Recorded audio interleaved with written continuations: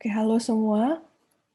Berjumpa lagi dengan saya Ibu Angela pada pertemuan 5 mata kuliah Bahasa Indonesia dengan topik pembahasan kalimat efektif dalam penulisan bagian kedua.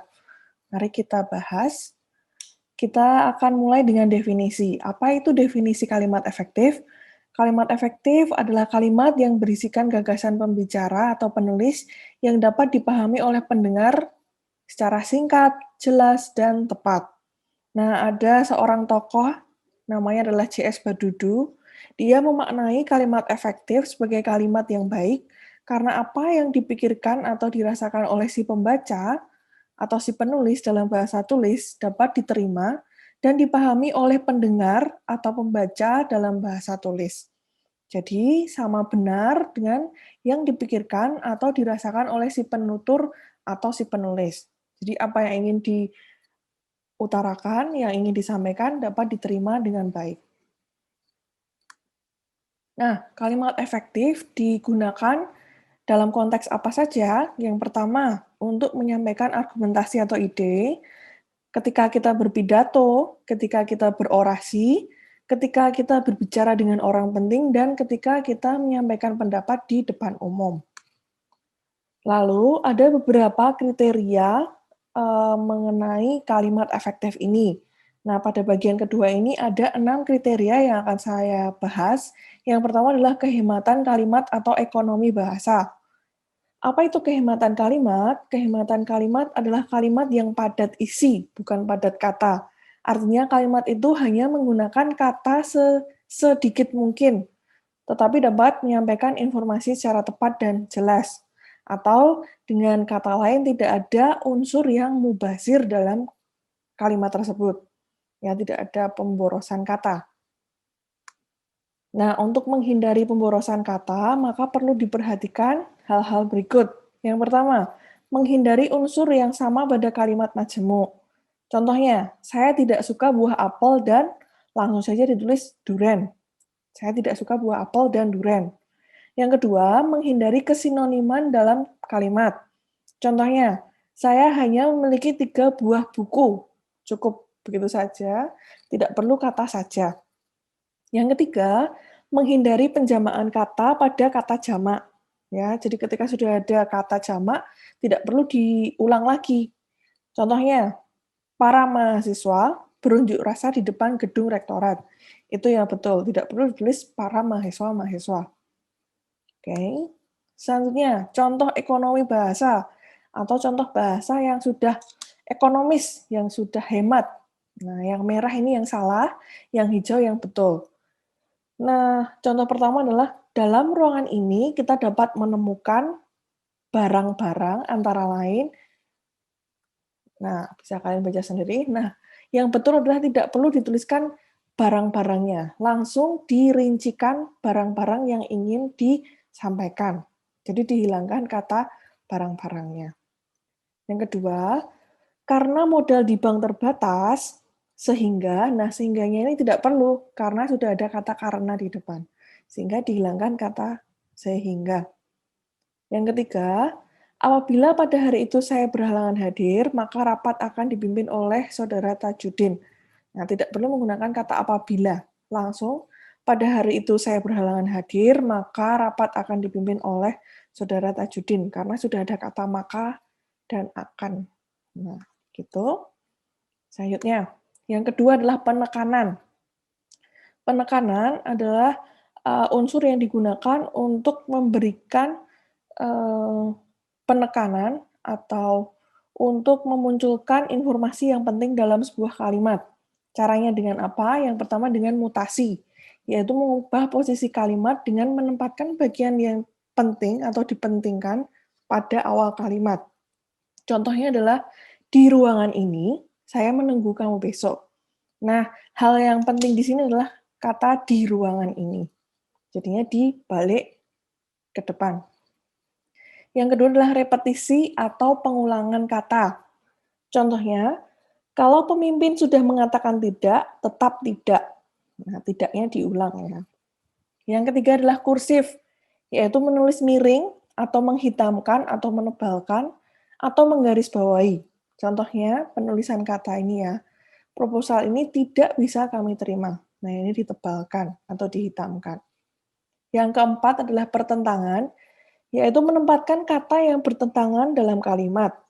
Contohnya, dia sebetulnya pintar, tetapi malas kuliah. Nah, ini ada kata pintar, tapi ditentangkan dengan kata malas. Yang kelima adalah menggunakan partikel. Partikelnya contohnya adalah lah, kah, pun, per, tah. Contohnya kalimatnya adalah kamulah orang yang aku cari. Ya, diberi kata lah untuk menekankan bahwa kamu itu adalah orang yang benar-benar aku cari. Nah, gitu. Selanjutnya yang ketiga adalah kesejajaran atau paralelisme. Kesejajaran adalah upaya penulis merinci unsur yang sama penting dan sama fungsi secara kronologis dan logis dalam kalimat. Nah, dalam kalimat dan paragraf, rincian itu harus menggunakan bentuk bahasa yang sama, yaitu rincian sesama kata, sesama frase, dan sesama kalimat. Jadi ketika merinci itu harus sama bentuk bahasanya. Contohnya, kakakmu menjadi dosen atau, ya, yang betul adalah kalau depannya pakai kata menjadi, belakangnya juga menjadi. Atau sebagai pengusaha, ya, bukan menggunakan kata sebagai. Yang kedua, sang guru memaparkan, menjelaskan, dan bukan penerapan, tapi yang betul adalah menerapkan. Jadi menggunakan imbuhan me, dan me juga. Gitu. Jadi harus sejajar, sama polanya. Selanjutnya adalah ketepatan. Ketepatan adalah kesesuaian atau kecocokan pemakaian unsur-unsur yang membangun suatu kalimat sehingga terbentuk pengertian yang bulat dan pasti. Nah, ini adalah lebih lebih ke ketepatan pemilihan kosakata dalam kalimat. Contohnya, karyawan teladan itu memang tekun belajar dari pagi sampai petang. Ini salah. Yang betul adalah karyawan. Oh, maaf, saya ulangi. Karyawan teladan itu memang tekun belajar dari pagi sehingga petang. Nah, ini salah. Yang betul adalah pagi sampai petang. Nah, ini yang betul. Nah, jadi pemilihan kosakata yang tepat. Yang kelima adalah kesepadanan. Kesepadanan adalah keseimbangan antara gagasan atau pemikiran dengan struktur bahasa yang dipahami dalam kalimat. Kesepadanan dalam kalimat ini diperlihatkan dengan adanya kesatuan gagasan dan kesatuan pikiran. Jadi, dalam kalimat itu ada satu gagasan dan ada pikiran yang menyatu. Nah, karena banyak dijumpai kalimat-kalimat itu tidak mempunyai subjek, tidak mempunyai predikat, sehingga ya memang terlihat secara sepintas seperti kalimat, tetapi tidak ada intinya sama sekali di sana. Tidak ada kesatuan di sana. Nah, contohnya, ini ada beberapa contoh. Yang pertama, bahasa Indonesia yang berasal dari bahasa Melayu. Ini salah, karena tidak ada subjek di sana. Secara sepintas memang seperti kalimat ya, tetapi ini tidak ada subjek. Yang betul adalah bahasa Indonesia berasal dari bahasa Melayu. Ya. Yang kedua, bagi semua siswa kelas 2 harus mengikuti kegiatan study tour. Nah, ini tidak efektif atau kurang tepat. Karena di sana juga tidak ada subjek. Ya, yang betul adalah semua siswa kelas 2 harus mengikuti kegiatan study tour. Nah, jadi harus diperhatikan dalam sebuah kalimat paling tidak ada subjek dan predikatnya. Nah, yang terakhir adalah ketegasan. Kalimat efektif memberikan penegasan kepada ide pokoknya sehingga ide pokoknya menonjol di dalam kalimat tersebut. Nah, ketegasan ini hampir sama dengan kriteria penegasan tadi ya. Jadi memunculkan suatu informasi menjadi penting, terlihat penting.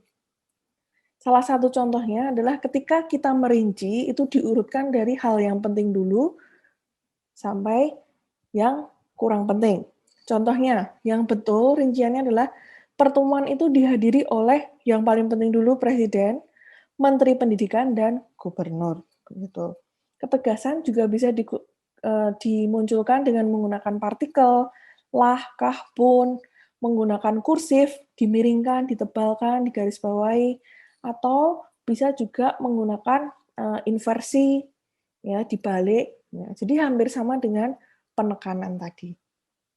Oke, baik. Sekian materi penjelasan dari saya untuk pertemuan 5 ini. Semoga bermanfaat dan terima kasih.